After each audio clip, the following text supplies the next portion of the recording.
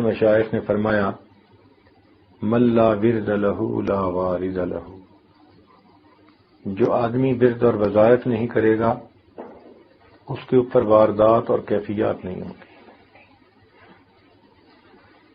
رہ گئی بات ذکر کی تو اس کے اثرات انسان کے اوپر یقینی ہیں، چونکہ اللہ تعالیٰ کے محبوب نے بتلا دیا کہ جس مجلس میں ذکر کیا جاتا ہے نازلت علیہم السکینہ، ان پر سکینہ نازل ہوتی ہے۔ سکینہ کہتے ہیں اللہ تعالی کی رحمت کو۔ اللہ تعالی کی طرف سے جو خصوصی برکت، رحمت، نور اہل ذکر کے اوپر نازل کیا جاتا ہے اس کو سکینہ کہتے ہیں، اور اس سکینہ کے انسان کے اوپر مختلف اثرات ہوتے ہیں۔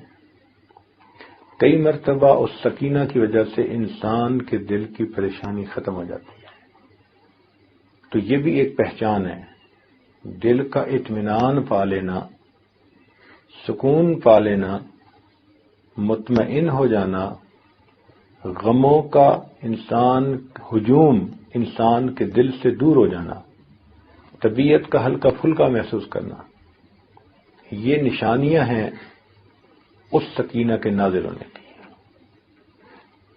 بعض اوقات سالک کو اپنے دل میں اللہ تعالی کی محبت میں اضافہ محسوس ہوتا ہے، یہ نشانی ہے اس سکینہ کے نازل ہونے کی۔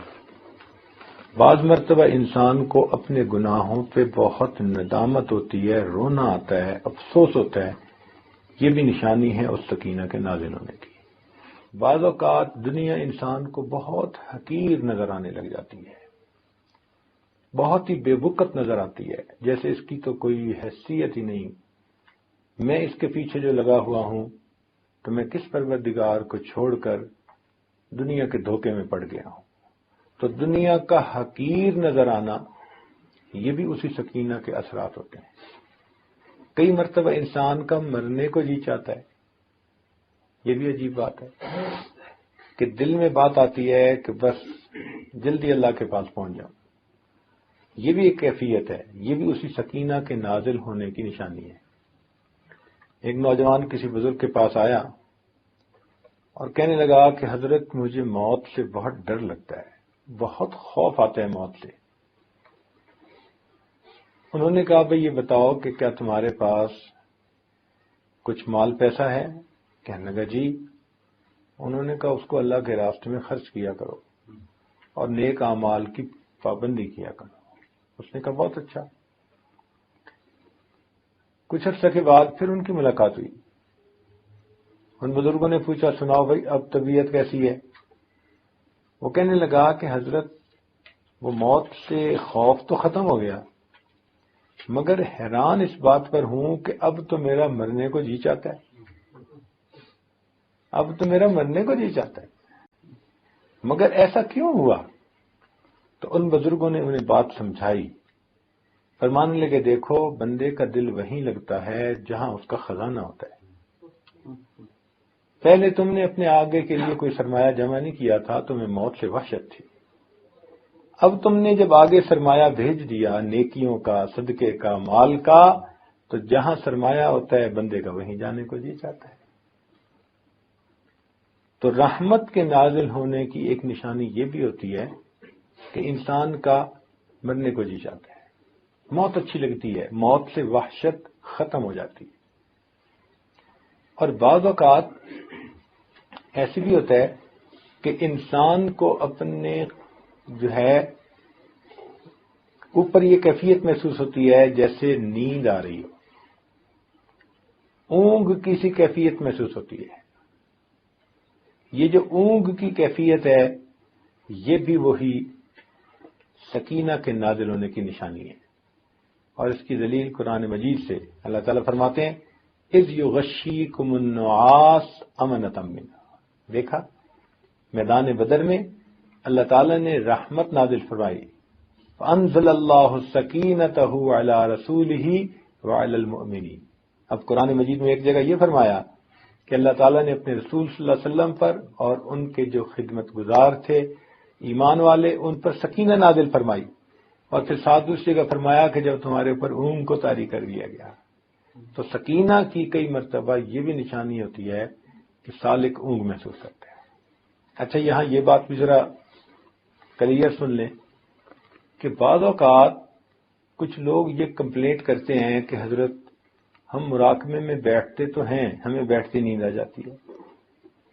وہ بیچارے ضروری نہیں کہ تھکے ہوئے ہوں تو نیند آتی ہے، نہیں، فریش ہوتے ہیں، اور فریش ہونے کے باوجود جیسے ہی مراقبے میں بیٹھتے ہیں نیند آ جاتی ہے، وہ بڑے پریشان ہوتے ہیں۔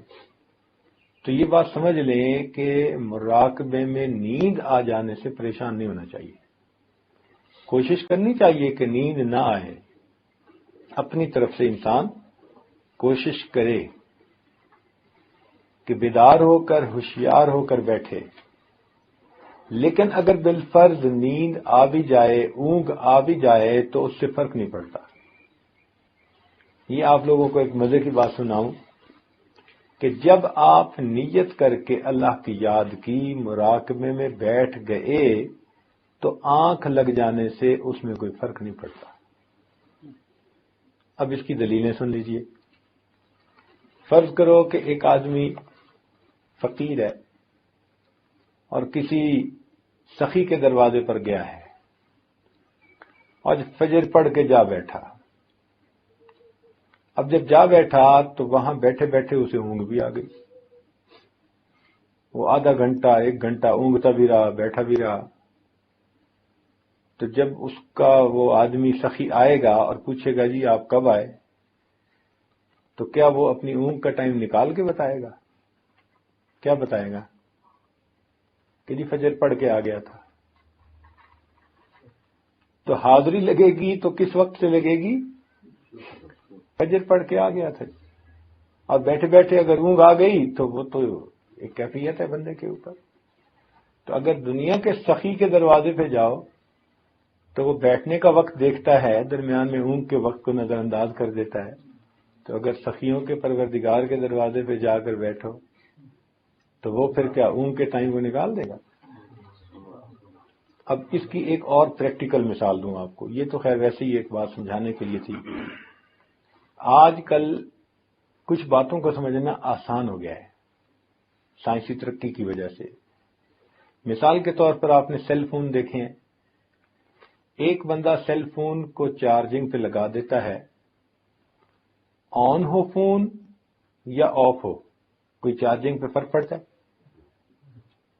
آپ بتائیں، فون آن ہو یا فون آف ہو، جب چارجنگ میں لگا دیا تو چارجنگ۔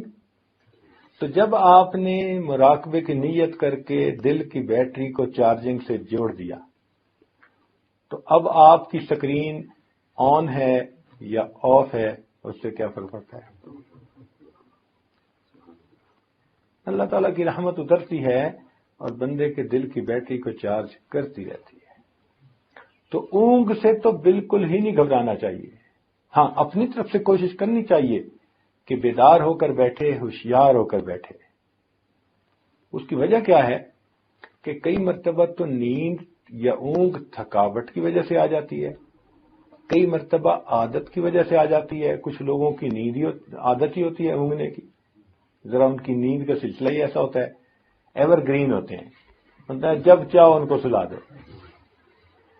بس انہوں نے مراقبے میں سر جھکایا تو بس اب ان کو یہ پتہ نہیں ہوتا کہ میں نے سر پہلے جھکایا تھا یا مجھے نیند پہلے آئی تھی، یہ نہیں پتہ ہوتا ان کو، مگر اس سے فرق نہیں پڑتا۔ اللہ تعالیٰ تو یہ دیکھیں گے کہ میرا بندہ میری یاد کی نیت کر کے بیٹھا تھا یا نہیں۔ اچھا بھئی یہ بتائیں کہ جب آپ بیٹھتے ہیں مراقبے میں تو آپ کی سونے کی نیت تو نہیں نہ ہوتی؟ تو انما الاعمال بالنیات، اعمال کا دار و مدار نیت کے اوپر ہے۔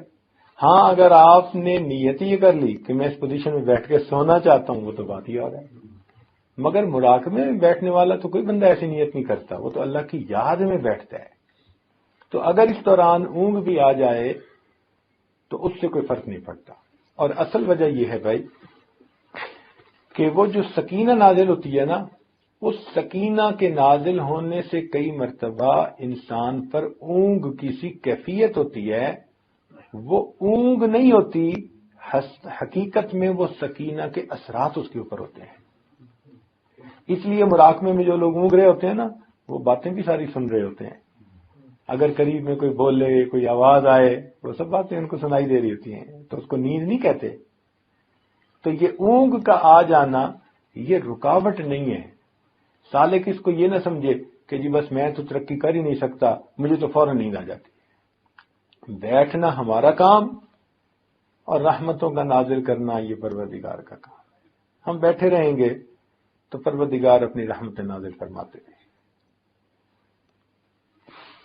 تو جب بھی ذکر میں انسان بیٹھتا ہے تو اللہ تعالیٰ کی طرف سے رحمتوں کا نزول ہوتا ہے۔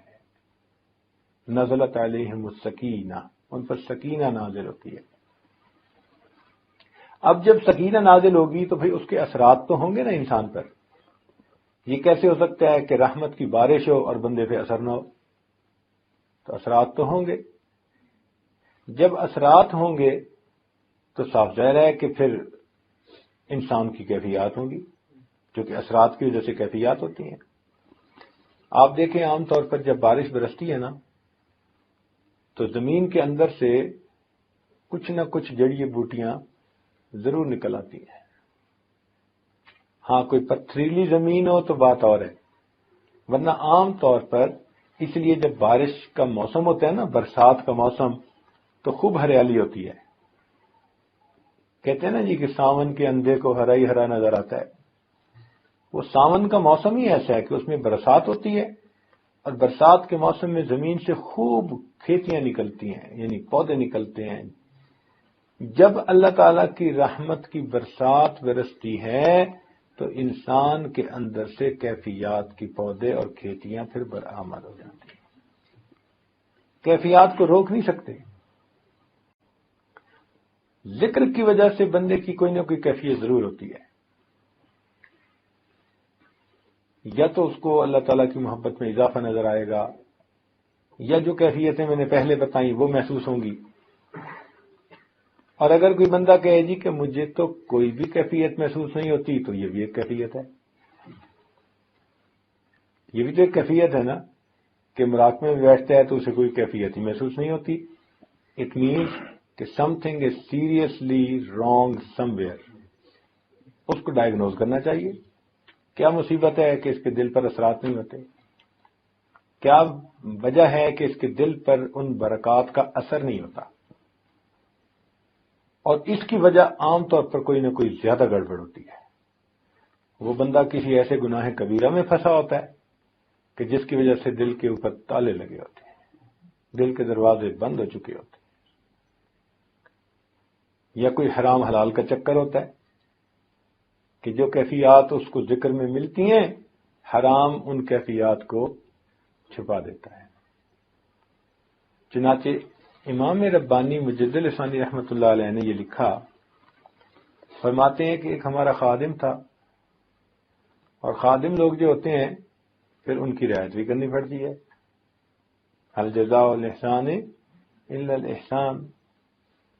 تو خادم تھا، تو ایک مرتبہ اس کا ایک بھائی تھا، وہ بیمار ہوا اور اس کے اوپر جان کنی کا عالم طاری ہو گیا، یعنی آخری وقت، آخری لمحات، آخری علامات قریب ہو گئی۔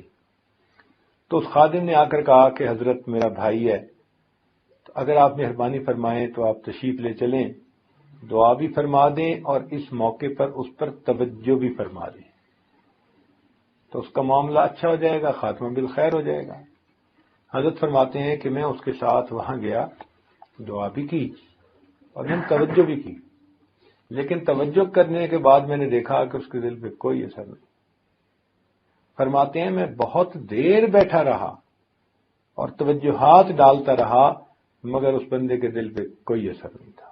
اب ذرا سوچنے کی بات ہے کہ 1000 سال کا مجدد، اتنی روحانیت والی شخصیت کہ پورے 1000 سال میں جس قدر انسانوں کو فیض پہنچے گا وہ ان کے قلب کے ذریعے سے پہنچے گا۔ مجدد کا یہ مطلب ہوتا ہے۔ جیسے امت کو فیض پہنچ رہا ہے نبی علیہ الصلوۃ والسلام کے ذریعے سے. نبی السلام نے فرمایا انما انا قاسم واللہ یؤتی، اللہ تعالیٰ عطا کرنے والا ہے اور میں تو تقسیم کرنے والا ہوں. تو یہ قلوب کے ذریعے سے، جیسے تار کے ذریعے سے بجلی ہمارے گھر پہنچتی ہے، تار کے ذریعے سے بجلی پہنچتی ہے. دیکھیں بھائی، بارش کون برساتا ہے؟ اللہ رب العزت. بارش کون برساتا ہے؟ اللہ تعالیٰ برساتا ہے، مگر بادل اس کے لیے ذریعہ بن جاتے ہیں. سمجھ گئے؟ اولاد کون دیتا ہے؟ اللہ رب العزت دیتا ہے، مگر ماں باپ اس کے لیے ذریعہ بن جاتے ہیں. اسی طرح دلوں میں نور کون دیتا ہے؟ اللہ دیتا ہے، مگر پیر استاد اس کے لیے ذریعہ بن جاتا ہے. تو یہ تو سمجھ میں آنے والی بات ہے کہ انسان کے دل میں براہ راست اللہ تعالی کی طرف سے نور آ جائے، اس کے لیے قلب کو کسی درجے کا بنانا پڑتا ہے. اب اس کو آپ یوں سمجھ لیں کہ جیسے ایک ہوتا ہے پلانٹ، بجلی کا ہائی وولٹیج پہ ہوتا ہے. اب اس ہائی وولٹیج پلانٹ کے آگے ایک ٹرانسفارمر لگا ہوتا ہے. تو ٹرانسفارمر کے ایک طرف تو یہ بجلی کا بلب لگا ہوتا ہے اور دوسری طرف ہائی وولٹیج ہوتا ہے. آپ کا کیا خیال ہے، اگر یہ بلب کو ڈائریکٹ ہائی وولٹیج کے ساتھ لگا دیں تو پھر کیا ہوگا؟ فیوز ہو جائے گا نا. اس لیے کہ اس میں استعداد ہی نہیں ہے. اسی طرح مخلوق میں استعداد ہی نہیں کہ بلا واسطہ اللہ تعالی کی طرف سے فیض حاصل کر سکے. نبی علیہ الصلوۃ والسلام پوری مخلوق کے لیے اس کا ذریعہ بن گئے. ان کو اللہ تعالیٰ نے وہ صلاحیت دی، وہ نعمت دی، وہ برکت دی کہ وہ اللہ رب العزت سے براہ راست وہ نعمت حاصل کر سکتے ہیں. اس لیے معراج کے موقع پر اللہ فرماتے ہیں فَأَوْحَىٰ إِلَىٰ عَبْدِهِ مَا أَوْحَىٰ. اب وہ محبوب اور محب میں کیا باتیں ہوئیں اور کیا ملاقاتیں ہوئیں، وہ تو اللہ تعالیٰ ہی بہتر جانتا ہے. تو اللہ رب العزت کے محبوب کی یہ شان ہے کہ وہ اللہ رب العزت سے ان رحمتوں اور برکتوں کو لیتے ہیں اور آگے پوری مخلوق کو جو رحمت نعمت ملتی ہے محبوب کے واسطے سے ملتی ہے. بات کی سمجھ آ گئی؟ محبوب کے واسطے سے. اسی طرح ہم لوگ جو ہیں، ہمارے اور نبی علیہ السلام کے درمیان ہمارے مشائخ کے قلوب موجود ہیں. فرض کرو آپ کا قلب اس عاجز کے قلب کے ساتھ نتھی ہے، اس عاجز کا قلب شیخ اپنے شیخ حضرت مرشد عالم رحمۃ اللہ ان کے قلب کے ساتھ نتھی ہے، ان کے شیخ کے ساتھ. تو یہ آپس میں قلوب کا ربط ہے اور یہ تمام قلوب جا کر سیدنا صدیق اکبر کے قلب سے جڑتے ہیں اور ان کا قلب نبی علیہ السلام کے قلب سے جڑا اور نبی علیہ السلام کا قلب مبارک اللہ رب العزت کی ساتھ کے ساتھ جڑا. تو یوں برکتیں آتی ہیں، یوں رحمتیں آتی ہیں. تو اس لیے اب اس آدمی کو جو مراقبے میں بیٹھتا ہے، یہ جب مراقبے میں بیٹھے گا تو اس کو کیفیات تو محسوس ہوں گی ہی صحیح، اور اگر کیفیت محسوس نہیں ہو سکتی تو یہ بھی کیفیت ہے، اس کی بھی کوئی نہ کوئی ریزن ہے. تو میں بات آپ کو سنا رہا تھا امام ربانی مجدد ثانی رحمۃ اللہ علیہ کہ 1000 سال کا مجدد امت کے علماء نے متفقہ طور پر ان کے لیے یہ لفظ استعمال کیا مجدد الف ثانی. یہ جو ہجرت کے بعد دوسرا 1000 سال گزر رہا ہے، اس میں جتنے اولیاء کسی بھی سلسلہ کے ہوں، کسی بھی رتبے کے ہوں، ان کو جو فیض پہنچ رہا ہے، چونکہ وہ چاروں سلسلوں کے بزرگ تھے. امام ربانی مجدد ثانی رحمۃ اللہ علیہ وہ چاروں سلاسل کے بزرگ تھے، ان کو چاروں نسبتیں حاصل تھیں، لیکن اللہ تعالیٰ نے ظاہر میں ان سے نقشبندیہ نسبت کا کام لیا تھا ظاہر میں. لیکن جتنا یہ فیض آگے چل رہا ہے یہ ان کے ذریعے سے چل رہا ہے. اب آپ سوچتے ہیں اس روحانیت کا بندہ اگر کسی بندے پر بیٹھ کر توجہ کر رہا ہے تو پھر دل پہ تو اس کا اثر لازمی ہونا چاہیے، مگر وہ فرماتے ہیں کہ میں نے بہت دیر بیٹھ کر توجہ کی مگر اس بندے کے دل پہ کوئی اثر ظاہر نہ ہوا. فرماتے ہیں میں بہت پریشان ہوا اور میں اللہ تعالیٰ کی طرف متوجہ ہوا، میرے اللہ میرے مولا رحمت فرما دے اور اس بات کو میرے اوپر واضح کر دے. بات کو میرے اوپر واضح کر دے. تو فرماتے ہیں کہ پھر اللہ تعالیٰ نے الہام کے ذریعے سے مجھے واضح فرمایا کہ اس بندے کی مصاحبت بد عقیدہ لوگوں کے ساتھ تھی. اس بندے کا بیٹھنا اٹھنا بد عقیدہ لوگوں کے ساتھ تھا. چنانچہ اس کی دوستی تھی کافروں کے ساتھ، اور کافروں کی دوستی کی وجہ سے وہ ان کی باتیں سنتا تھا اور ان کے ساتھ راہ و رسم رکھتا تھا. اس کی ظلمت ایسی تھی کہ وقت کے مجدد نے بھی توجہ ڈالی تو اس بندے کے دل پہ اثر نہ ہو سکا.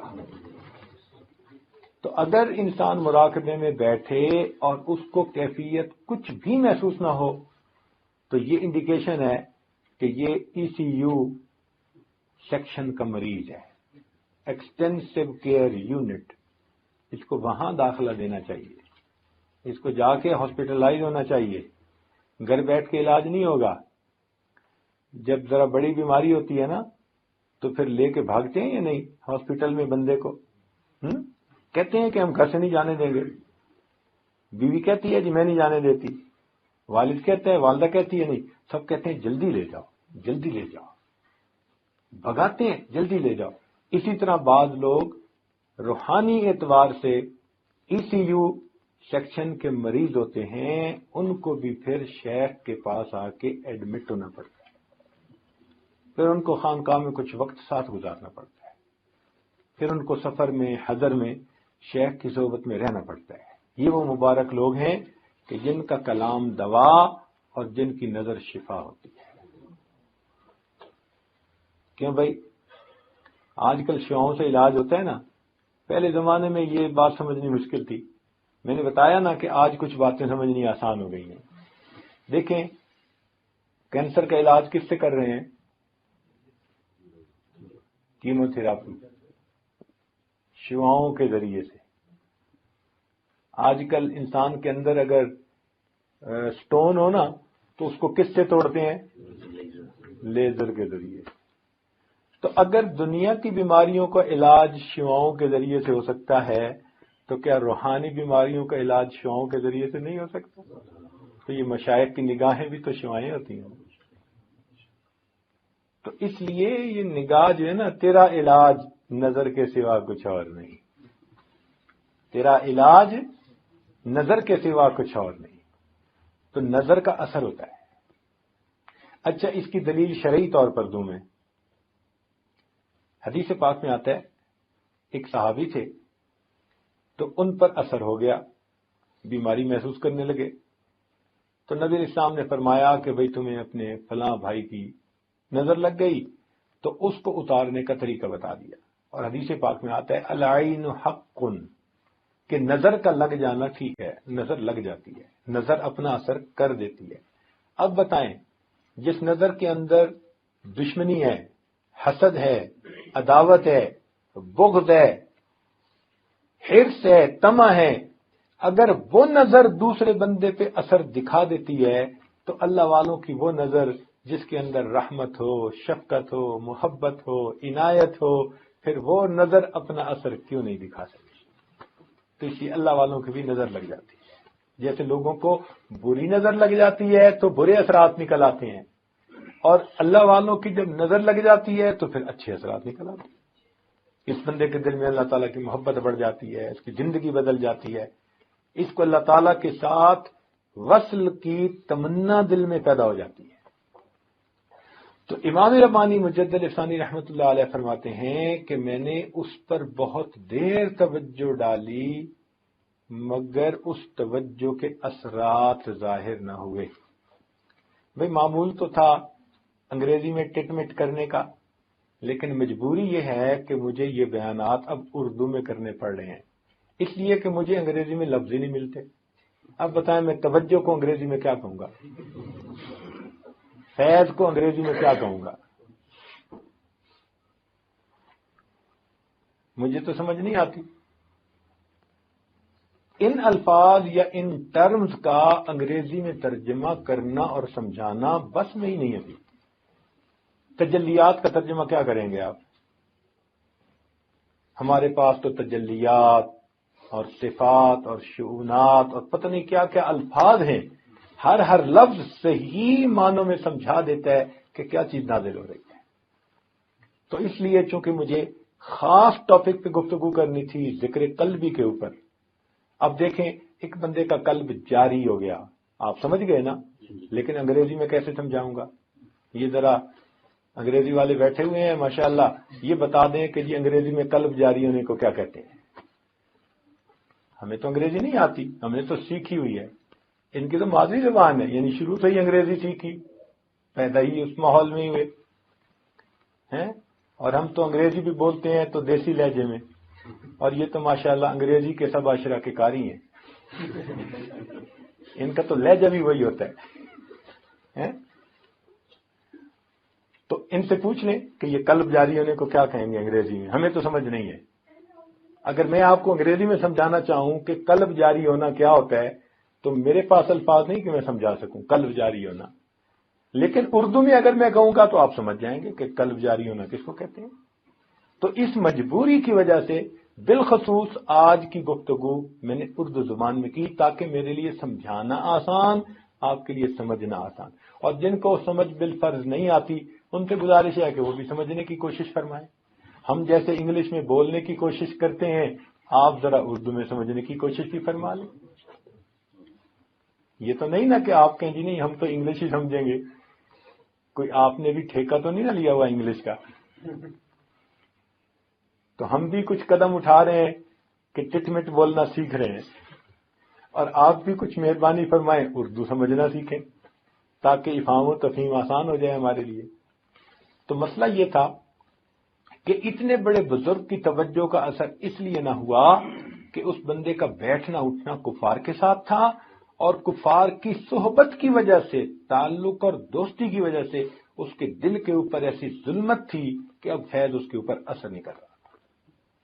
تو اس لیے اگر کسی پر ذکر کرنے کے باوجود اثر مرتب نہیں ہوتا، یہ بھی ایک کیفیت ہے اور اس کی بھی کوئی نہ کوئی ریزن ہوتی ہے. تو یہ طے شدہ بات ہے کہ جو بندہ ذکر کرے گا تو اس کے اثرات اس کے اوپر یقینی ہوں گے.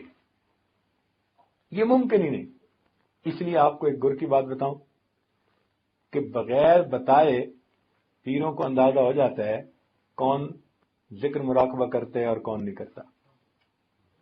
وہ کوئی عالم غیب نہیں ہوتے، عالم غیب اللہ رب العزت کی ذات ہے، مگر ان کے پاس فراست ہوتی ہے. فراست ہوتی ہے، اور وہ فراست کیا ہوتی ہے کہ ان کو اللہ تعالی سمجھا دیتے ہیں. اب میں آپ کو ایک موٹی سی بات بتا دوں کہ بھئی جب ذکر کے اثرات یقینی بندے پر ہوتے ہیں تو مجھے ایک بات بتائیں کہ اگر کوئی بندہ پابندی سے ذکر کر رہا ہے تو اثرات اس کے اوپر ہوں گے نا، اور اگر اثرات ہوں گے تو وہ پیر سے پوچھے گا نا. اب جو پوچھے ہی نہ کبھی،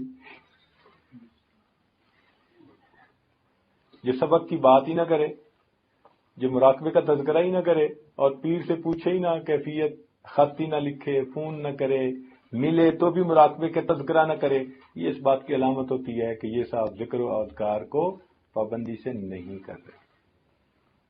جو کرنے والے ہوتے ہیں ان کا فوراً پتہ چل جاتا ہے، شیخ کو اندازہ ہو جاتا ہے کون کتنا ذکر کرنے والا ہے. اللہ تعالیٰ یہ بات سجھا دیتے ہیں. یہ کوئی علم غیب نہیں ہے، یہ ایک تجربہ کہہ سکتے ہیں، فراست کہہ سکتے ہیں، انسان کی بصیرت کہہ سکتے ہیں. جیسے ڈاکٹر ہوتا ہے، وہ ایسے بندے کو دیکھتے ہی بتا دیتا ہے کہ اس کو ملیریا ہے.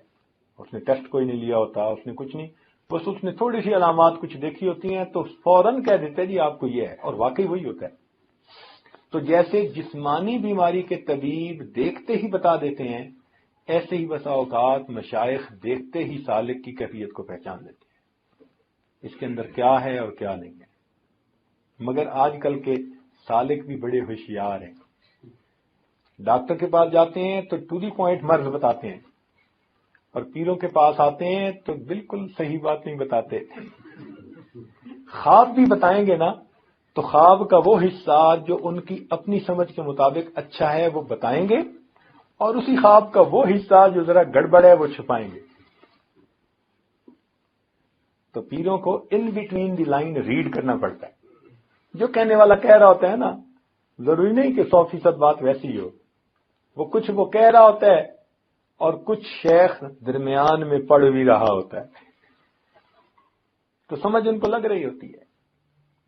اس لیے اثرات اور کیفیات جب بھی بندے پر ہوں گی وہ ضرور رابطہ کرے گا۔ یہ کیسے ہو سکتا ہے کہ وہ اپنے جو ہے وہ فزیشین سے، ڈاکٹر سے رجوع نہ کرے؟ بھائی ذرا کھانسی ہوتی ہے، فلاں ہوتی ہے، تو ڈاکٹر کو فوراً فون کر کے پوچھ لیتے ہیں۔ تو اگر بندے کو کیفیات محسوس ہو رہی ہوں گی تو کیوں نہیں بتائے گا؟ اس لیے پھر وہ رابطہ از خود بخود رکھتا ہے۔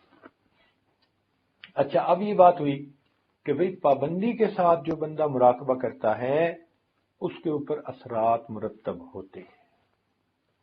اب ان اثرات میں سے ایک اثر یہ ہے کہ انسان کا دل جاری ہو جاتا ہے۔ تو آج یہ سمجھنا ہے ہم نے کہ دل جاری ہونا کس کو کہتے ہیں؟ بات سمجھے نا؟ آج کیا سمجھنا ہے ہم نے بیٹھ کے اس محفل میں کہ دل جاری ہونا کس کو کہتے ہیں؟ کیونکہ پرانے حضرات ہیں، سالکین ہیں، کچھ علماء ہیں، تو ان کے سامنے تو اس قسم کی بات کھولی جا سکتی ہے نا۔ عام محفلوں میں اس کا تذکرہ کرنا مناسب نہیں ہوتا، نہ آپ نے تذکرہ کبھی سنا ہوگا، لیکن خاص محفلوں میں جہاں طالب صادق ہوں، سیکھنے والے ہوں، یا حاصل کرنے والے ہوں، یا محنت کرنے والے لوگ ہوں، تو پھر ان کو تو یہ بات سمجھائی جا سکتی ہے۔ تو دل جاری ہونا کس کو کہتے ہیں؟ عام طور پر سب سے پہلے مراقبے کی پابندی کرنے والے، تقوی و طہارت کی زندگی اختیار کرنے والے، اتباع سنت والی زندگی اختیار کرنے والے سالک کو پہلی کیفیت ہوتی کہ اس کو اپنے قلب کی جو جگہ ہے، قلب کی جگہ کون سی ہے؟ انسان کے سینے میں بائیں پستان سے 2 انگل نیچے کی طرف، جو بائیں طرف جو بریسٹ ہے نا، اس سے 2 انگل نیچے کی طرف انسان کا دل ہے۔ اس دل کی جگہ پر اس کو ایک حرکت سی محسوس ہونی شروع ہو جاتی ہے۔ حرکت سے تحرک ہے، تو یہ تحرک کہلاتی ہے پہلی کیفیت۔ کیا کہلاتی ہے؟ تحرک۔ ایک عجیب سی حرکت سی محسوس ہوتی ہے۔ آپ نے دیکھا ہوگا کہ کبھی بیٹھے بیٹھے انسان کا گوشت پھڑکنے لگ جاتا ہے، کبھی بازو کا، کبھی کمر کا، تو وہ جو گوشت پھڑکتا سا ہے نا، یہ اس سے ملتی جلتی سی کیفیت ہے۔ تو انسان کو باقاعدہ اپنے دل کی اس جگہ پر ایک کیفیت سی محسوس ہوتی ہے جیسے کوئی چیز پھڑک رہی ہے۔ دل کا دھڑکنا اور ہے اور ذکر کی وجہ سے اس کا پھڑکنا اور ہے، یہ الگ چیزیں ہیں، یہ دو ایک چیزیں نہیں ہیں۔ یہ جو قلب کی دھڑکن ہے اس کو کہتے ہیں پیلپیٹیشن آف ہارٹ، دل کا دھڑکنا۔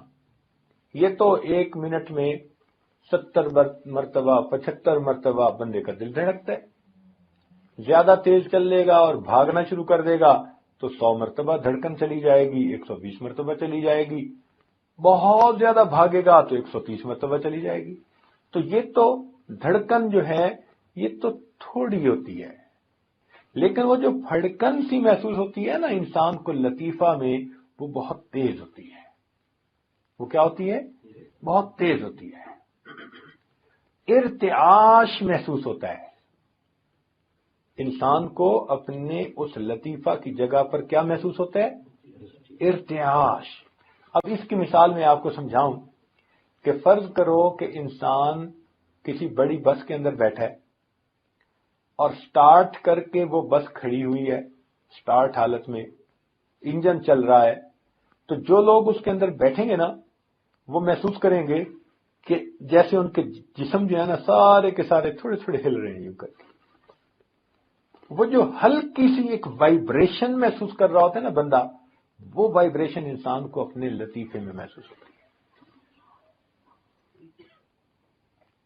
وہ وائبریشن انسان کو اپنے لطیفے میں محسوس ہوتی ہے۔ تو کچھ لوگوں کو تو باقاعدہ دل کی وہ پھڑکن محسوس بھی ہوتی ہے، ذرا توجہ کرے تو ان کو وہ ایک کیفیت سی محسوس ہوگی جو تیز ہوگی، وہ دل کی دھڑکن نہیں ہوگی، وہ بلکہ دل کی پھڑکن ہوگی، ارتعاش ہوگا، ایک وائبریشن قسم کی ہوگی جو دھڑکن سے بہت تیز ہوگی۔ جو دل کی دھڑکن بہت سے بہت تیز ہوگی، وہ اس کو اپنی کیفیت محسوس ہوگی۔ اچھا، کئی مرتبہ ایسے بندے کو جس کو یہ ذکر کی کیفیت محسوس ہو، اگر وہ اور زیادہ ذکر کرے اور زیادہ ذکر کرے تو یہ حرکت جو ہے نا، یہ تحرک، یہ پختہ ہوتا جاتا ہے۔ کیا ہوتا ہے؟ پختہ ہوتا ہے، اور پختہ ہوتے ہوتے اس کا اثر غالب آنے لگ جاتا ہے بندے پر۔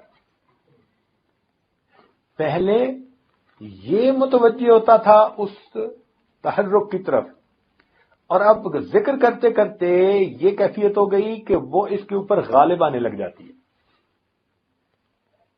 تو یہ اس کو اگر نہیں بھی متوجہ ہونا چاہتا تو بھی وہ اس کے اوپر غالب آ جاتی ہے۔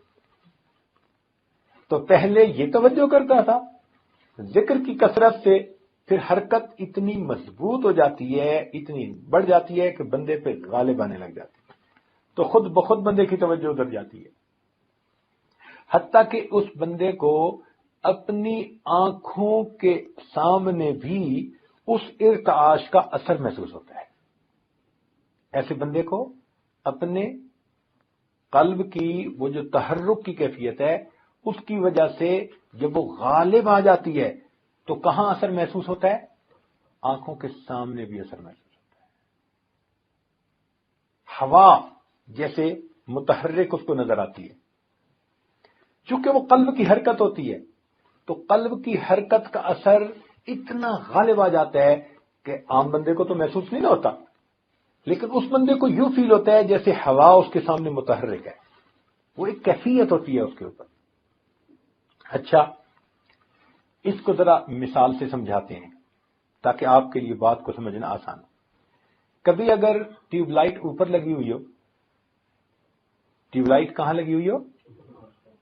اوپر لگی ہوئی ہو چھت کے ساتھ، اور سیلنگ فین نیچے لگا ہوا ہو، تو آپ اگر سیلنگ فین کو چلائیں نا، تو سیلنگ فین کے چلنے سے آپ کو فرش کے اوپر نا سائے کے اندر ایک ارتعاش نظر آئے گا، کیونکہ وہ بہت تیزی سے چل رہا ہوتا ہے، تو سایہ بھی نظر نہیں آتا، مگر ایسے نظر آتا ہے جیسے کچھ چیز ہے اور وہ حرکت کر رہی ہے، ارتعاش نظر آتا ہے۔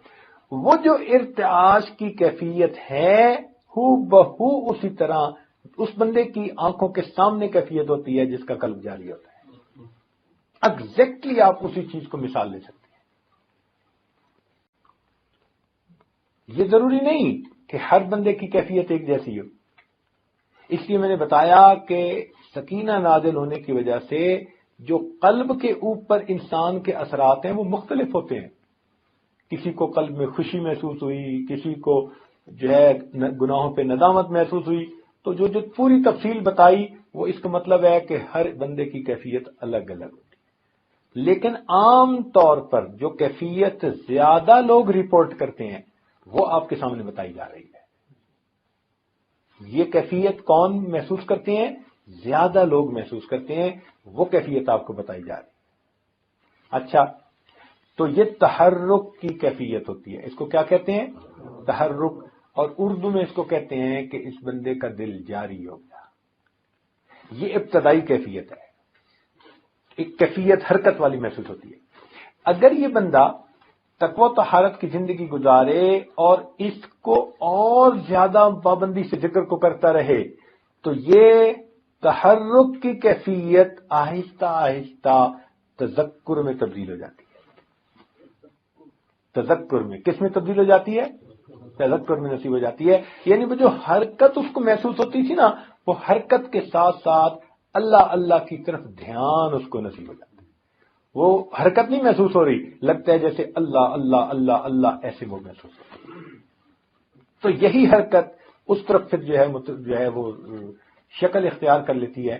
تو ایسے سالک کو جب وہ بیٹھا ہوتا ہے، لیٹے بیٹھے چلتے پھرتے، ہر وقت کہیں سے جیسے اللہ اللہ کی آواز اس کو آ رہی ہے اور سنائی دے رہی ہے، حالانکہ دوسرے لوگ نہیں سن رہے ہوتے اور یہ بیٹھا سن رہا ہوتا ہے۔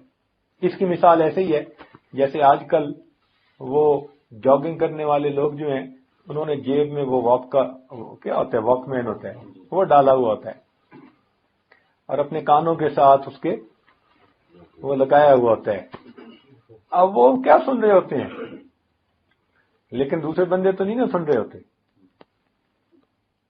اب ہم نے ایک بندے کو دیکھا، وہ واک مین سن بھی رہا تھا اور وہ ہنس بھی رہا تھا اور پتہ نہیں کیا کیا الٹی سیدھی حرکتیں کر رہا تھا. اب دیکھنے والا اسے پاگل سمجھ رہا ہے، اور وہ اس کیفیت کی وجہ سے جو اس کو کانوں میں سنائی دے رہی ہے وہ سب کچھ رسپونڈ کر رہا ہے. تو اسی طرح سالک کی کیفیت ہوتی ہے کہ وہ چونکہ ذکر کی کیفیت محسوس کرتا ہے تو مجمع میں بیٹھا ہوا وہ مجمع سے غائب ہوا کرتا ہے. اگر خلوت میں بیٹھے ہوں تو جلوت کا مزہ آئے، جو آئیں اپنی جلوت پر تو ساکت و سخندانی. یہی ہیں جن کے سونے کو فضیلت ہے عبادت پر، یہی ہیں جن کے اتقاء پر ناز کرتی ہے مسلمان. تو یہ اللہ والے ہوتے ہیں. یہ اس کو کہتے ہیں خلوت در انجمن. اس کو کیا کہتے ہیں؟ خلوت در انجمن. محفل میں بیٹھ کر تنہائی کے مزے لینے. بیٹھے لوگوں میں ہوتے ہیں مگر اپنے یار کے ساتھ مشغول ہوتے ہیں، باتیں کر رہے ہوتے ہیں. اور جب اکیلے ہوتے ہیں تم میرے پاس ہوتے ہو گویا جب کوئی دوسرا نہیں ہوتا. اللہ ان کے پاس ہوتا ہے، اللہ ان کے ساتھ ہوتا ہے، ہر وقت ان کی یہ کیفیت ہوتی ہے. تو یہ قلب کا جاری ہونا ابتدا میں تحرک کی کیفیت اور وقت کے ساتھ ساتھ تذکر کی کیفیت، اللہ اللہ کی کیفیت ہوتی ہے. تو ایسے سالک کو کہتے ہیں کہ اس کا قلب جاری ہو گیا، اس کا قلب جاری ہو گیا. چنانچہ یہ اللہ تعالیٰ کو بھولتا نہیں ہے، لیٹے بیٹھے چلتے پھرتے ہر وقت اللہ تعالیٰ کی طرف اس کا دھیان رہتا ہے، اللہ تعالیٰ کی طرف توجہ رہتی ہے. خیالک فی عینی و ذکرک فی فمی،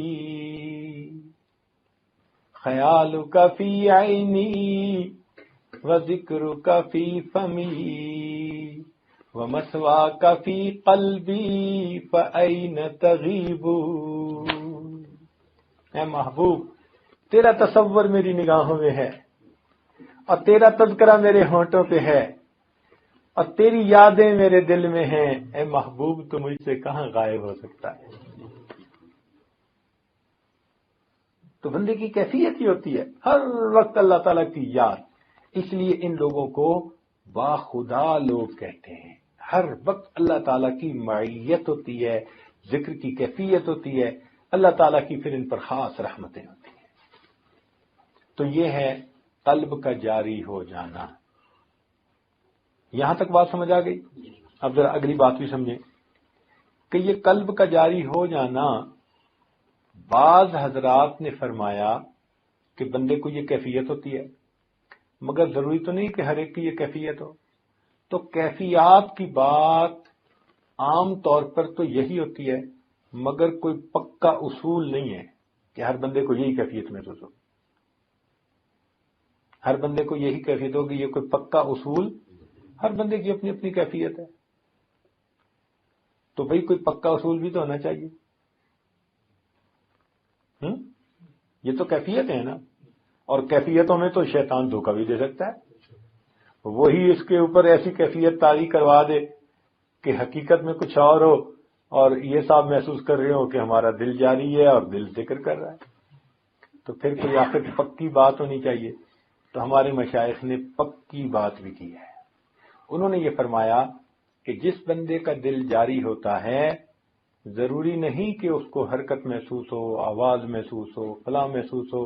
یہ محسوسات ایک طرف رکھ دو، اس کے اثرات یہ ہوتے ہیں کہ بندے کے اوپر شریعت کے احکام جاری ہو جاتے ہیں. بندے کے اوپر کیا ہوتا ہے؟ دل کا حکم اس کے اعضاء پر جاری ہو جاتا ہے. اس وقت دل جاری ہو جاتا ہے. کیا ہوتا ہے؟ ذرا بتائیں، مشکل ہے بات سمجھنی. جب انسان کے دل کا حکم اعضاء پر جاری ہو جائے، جب اعضاء دل کے تابع بن جائیں، جب دل اللہ تعالیٰ کا فرما بردار بن جائے اور اعضاء دل کی اتباع کر رہے ہوں، یعنی دل کی جو حالت ہے وہ کیفیت اعضاء پر طاری ہو جائے، دل کا حکم اعضاء پر جب جاری ہو جاتا ہے تو اس بندے کا دل جاری ہو جاتا ہے. یہ پکی بات ہے. لہذا جس بندے کا دل جاری ہو، ہم دیکھیں گے کہ اتباع سنت میں آگے بڑھ رہا ہے نہیں بڑھ رہا. اب ہمارے پاس ایک پکی چیز آ گئی. اب کوئی صاحب آ جائیں کہ جی میرا تو دل بڑا جاری ہے اور اس کو نماز کی توفیق نہیں، تو اس کے دل جاری ہونے کو کیا کریں گے بھائی؟ تو ہم کہیں گے کہ بھائی نہیں، آپ کا دل جاری نہیں، آپ کو کوئی دھوکہ لگ رہا ہے۔ تو ہمارے پاس ایک پکی چیز آ گئی، اور وہ پکی چیز کیا ہے؟ شریعت کی اتباع۔ تو جس بندے کا دل جاری ہوگا اور جس بندے کو کیفیتیں محسوس ہوں گی، تو اس کے اثرات یہ ہوں گے کہ وہ بندہ اتباع سنت میں، اتباع شریعت میں، تقوی طہارت میں، زہد فی دنیا میں وہ آگے بڑھے گا، اس کے اندر ترقی محسوس ہوگی۔ اب یہاں سے سالک کا اندازہ ہو جاتا ہے ان کے شیخ کو کہ بھئی اس کا دل جاری ہوا یا نہیں ہوا، کہ جس بندے کے اندر اتباع سنت میں، عمل میں ترقی محسوس کرتے ہیں، اخلاص میں ترقی محسوس کرتے ہیں، تو پھر شیخ کو فوراً اندازہ ہو جاتا ہے کہ اس بندے کے دل پر اثرات مرتب ہوئے ہیں یا نہیں۔ اب کچھ لوگ پوچھتے ہیں کہ جی شیخ ایک لطیفے کے بعد دوسرے لطیفے کا سبق کیسے دے دیتے ہیں؟ تو بھائی اسی طرح دے دیتے ہیں کہ پہلے لطیفے کے جو اثرات ہیں جب سالک کی شخصیت میں وہ شیخ کو نظر آ جاتے ہیں تو پھر وہ ایک کے بعد دوسرے سبق کی طرف انسان کو متوجہ کر دیتے ہیں۔ تو یہ تو سلوک ہے۔ سلوک کہتے ہیں ایک راستے کو، اور سالک کہتے ہیں اس راستے پہ چلنے والے کو۔ اب جو بندہ مراقبہ ہی نہ کرے، ورد وظیفہ ہی نہ کرے، تہجد ہی نہ پڑھے، تقوی و طہارت اختیار نہ کرے، وہ سالک نہیں، وہ ہالک ہے۔ وہ سالک نہیں، وہ تو ہالک ہے، وہ تو ہلاک ہونے والوں میں سے، وہ تو محروم ہے ان نعمتوں سے۔ بھائی جو کھڑا ہو جائے تو کھڑے ہونے کے وقت اس کا سفر تو طے نہیں نہ ہوتا۔ تو جو بندہ مراقبہ نہ کرے، ذکر اذکار نہ کرے، ورد وظائف نہ کرے، شیخ سے رابطہ نہ کرے، وہ تو کھڑے ہونے والے کی طرح ہے، اس کا سفر کیسے طے ہوگا؟ اس لیے مراقبہ کی، ذکر اذکار کی، تہجد کی، اعمال کی پابندی سالک کے لیے ضروری ہے۔ اور آج کل کے سالک تو بس یہ چاہتے ہیں ہمیں کچھ نہ کرنا پڑے، جو کرنا ہے پیر صاحب خود ہی کر لیں، بس جو کرنا ہے وہ پیر صاحب ہی کریں، وہ جانے، ان کا کام جانے۔ اس لیے آتے ہیں تو آج کل آ کے پیر صاحب سے 3 باتیں کرتے ہیں۔ آج کل مرید حضرات کیا باتیں کرتے ہیں؟ پیر صاحب سے 3 باتیں کرتے ہیں۔ پہلی بات آتے ہی کرتے ہیں، حضرت میں نے بڑے بزرگوں کو دیکھا ہے اور بڑے بزرگوں کے پاس رہا ہوں، مگر میں نے بیعت آپ سے کی ہے۔ یعنی احسان جتلاتے ہیں کہ بڑے پیر ملتے تھے، مارکیٹ میں بہت بہتات تھی پیروں کی، مگر حضرت صاحب میں نے آپ کو چنا ہے، یعنی میرا آپ پر احسان ہے۔ دوسرے لفظوں میں تو پہلی بات یہ کرتے ہیں، حضرت میں نے فلاں بزرگ کی صحبت میں بیٹھا، فلاں کی محفل میں بھی گیا، فلاں کے پاس بھی بیٹھا، یہ سارے تذکرے کرتے ہیں۔ اب تذکرے کر کے پھر کہتے ہیں بس حضرت میں نے آپ سے بیعت کی، بس حضرت مجھ سے تو کچھ ہوتا نہیں، آپ ہی توجہ ڈال دیں، مجھ سے تو کچھ ہوتا نہیں، آپ ہی توجہ ڈال دیں، ویسے مجھے جلدی واپس بھی جانا ہے۔ یعنی بات بھی کی اور بات کر کے اگلی بات کیا کرتے ہیں کہ مجھے جلدی واپس بھی جانا ہے۔ اور دوسری بات یہ کرتے ہیں، حضرت بس وہ آج کل کچھ کاروبار جو ہے نا وہ ٹھیک نہیں چل رہا، بس کچھ پڑھنے کو بھی بتا دیں، اور ویسے میں نے جلدی واپس جانا ہے۔ اور تیسری بات کرتے ہیں، حضرت بس وہ بیوی جو ہے نا وہ پوری طرح ہر بات نہیں مانتی، کچھ پڑھنے کو بھی بتا دیں، وہ میری مٹھی میں آ جائے، ویسے میں نے جلدی گھر جانا ہے۔ یہ 3 باتیں کرتے ہیں۔ پہلا اعلان کہ بس مجھ سے وظیفے ورد تو ہوتے نہیں، بس آپ ہی کچھ توجہ فرما دیں، چلو۔ اور دوسری بات کاروبار کی، اور تیسری بات گھر بار کی، بس 3 باتیں کر کے کہتے ہیں ویسے میں نے جلدی گھر جانا۔ تو اب بتائیں کہ پھر پیر حضرات کیا کریں؟ جب ایک بندہ علاج کا ٹائم ہی نہیں دے رہا، کبھی ایسا ہوا کہ آپ ہسپتال میں گئے ہو اور آپ نے کہا ڈاکٹر صاحب طبیعت میری بڑی خراب ہے، تو آپ نے جو کرنا ہے کریں، مگر مجھے جلدی واپس جانا ہے۔ ڈاکٹر کہے گا جناب ایڈمٹ ہونا پڑے گا. تو بھئی مشائخ اگر کہیں کہ بھئی آپ محفل میں آئیں، مراقبے میں آئیں، ذکر میں آئیں، آپ اجتماع پہ آئیں، تو یہ بھی تو ایڈمٹ کرنے والا مسئلہ ہوتا ہے نا. تو اس لیے ہمیں اس علاج کی بھی فکر کرنی چاہیے. تو دل جاری ہونے کو آپ نے سمجھ لیا. کس کو کہتے ہیں دل کا جاری ہونا؟ اکثر اوقات یہ کیفیات محسوس ہوتی ہیں. اکثر اوقات کیا ہوتا ہے؟ یہ کیفیات محسوس ہوتی ہیں، مگر ان کیفیات کے جو اثرات ہیں ان سے پتہ چل جاتا ہے کہ یہ کیفیات سچی ہیں یا جھوٹی ہیں. اگر تو انسان اتباع سنت میں ترقی پا رہا ہے تو اب اس کا دل جاری ہے، اور اگر اس کو کیفیتیں بھی بڑی لگ رہی ہیں مگر کبیرہ گناہ کا بھی مرتکب ہو رہا ہے، دھڑلے سے جھوٹ بھی بولتا ہے، اوپر سے لا الہ اور اندر سے کالی ولا، اوپر سے لا الہ اور اندر سے، تو پھر اس کے تحرک کو کیا کریں گے، تذکر کو کیا کریں گے، اس کی کیفیات کو کیا کریں گے؟ اس کی کیفیات کو پاؤں کی نوک سے اچھال دیں گے. بھئی جب اتباع سنت میں آگے نہیں بڑھ رہے تو تمہاری کیفیات کو ہم کیا کریں؟ اس لیے سید الطائفہ جنید بغدادی رحمۃ اللہ علیہ نے خواب میں کسی کو بتایا اپنی وفات کے بعد، فرمانے لگے کہ وہ سب عبارات ختم ہو گئی، وہ سب کیفیات مٹ گئی،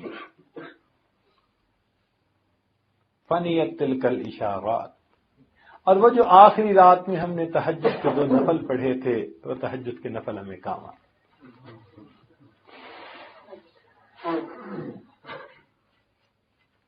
اسی وقت سے جو لوگ کہتے ہیں جی کہ ہمیں بڑی کیفیات ہیں مگر شریعت و سنت میں آگے نہیں بڑھتے، ہمارے مشائخ نے ان کی سختی سے تردید کی ہے. انہوں نے کہا کہ ایسے بندے کا ذکر لسان لقلقہ، ذکر لسان لقلقہ اور ذکر قلب وسوسہ. کیسی پکی باتیں کی ہیں کہ اگر تم شریعت کی کسوٹی پہ پورے نہیں اتر رہے اور ساتھ یہ بھی کہتے ہو کہ جی بڑی میری کیفیات ہیں، تو انہوں نے کہا جس بندے کو لقلقہ ہوتا ہے نا اس کا منہ ہلتا رہتا ہے، تو انہوں نے کہا اس بندے کا ذکر لسان لقلقہ اور اس کا ذکر قلب وسوسہ، اس سے اوپر کچھ نہیں. تو اصل چیز اتباع سنت ہے. رب کریم ہمیں ہر حال میں سنت کی اتباع کی توفیق نصیب فرمائے.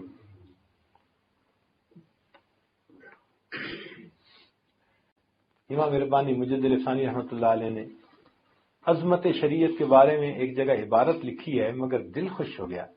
میں جب بھی عبارت پڑھتا ہوں نا میں امام ربانی مجدد ثانی کی بلندی درجات کی دعا کرتا ہوں.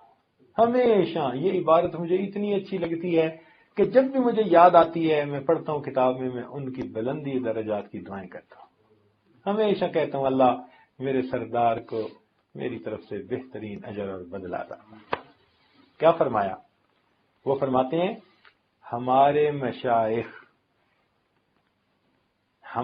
مشائخ شرع شریف کے نفیس موتیوں کو بچوں کی مانند وجد و حال کے جوز و مویز کے بدلے میں نہیں دیتے.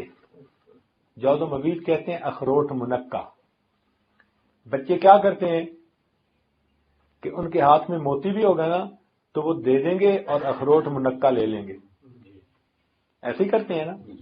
تو وہ لکھتے ہیں کہ ہمارے مشائخ شرع شریف کے نفیس موتیوں کو، تو احکام شریعت کو نفیس موتیوں کے ساتھ تشبیہ دی. سبحان اللہ.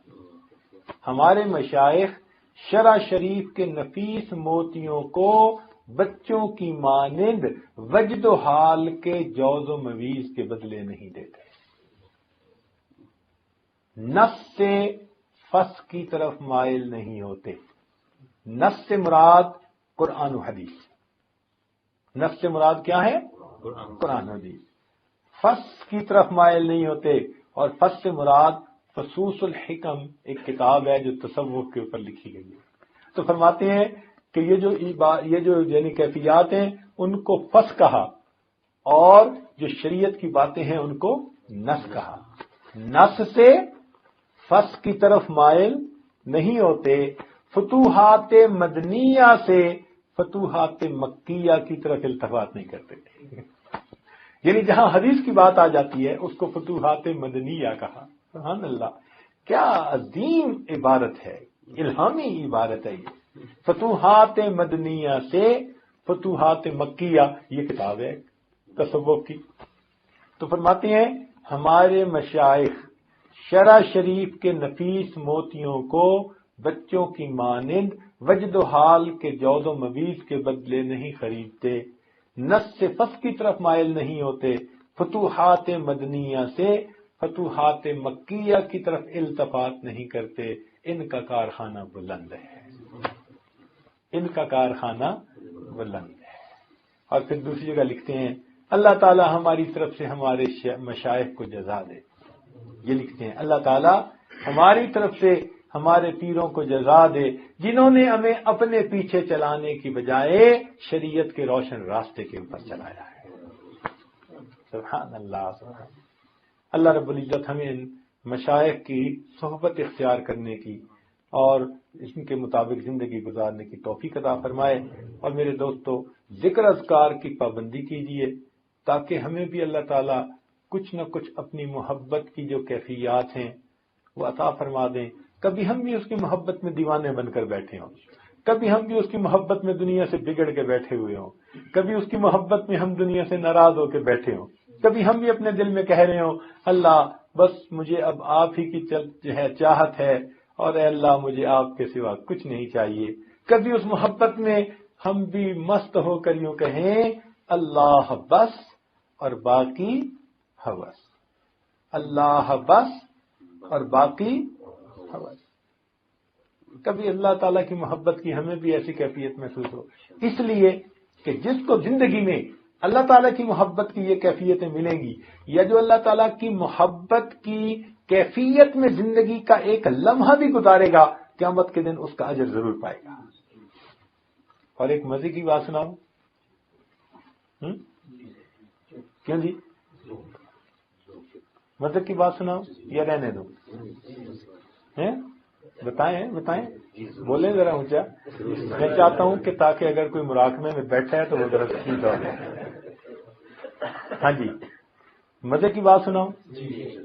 مزے کی بات یہ ہے اور حوصلہ والی امید والی بات یہ ہے، ہمارے مشائخ نے لکھا کہ جو انسان دنیا میں اللہ سے محبت کرنے کی محنت کرے گا، اللہ تعالیٰ قیامت کے دن دشمنوں کی صف میں کبھی کھڑا نہیں کرتا۔